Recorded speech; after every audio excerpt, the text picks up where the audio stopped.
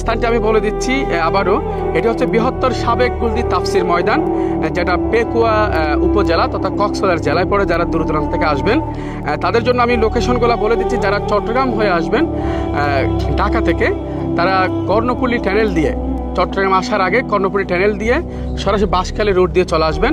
যারা চট্টগ্রাম থেকে আসবেন তারা কর্ণফুলী ব্রিজ দিয়ে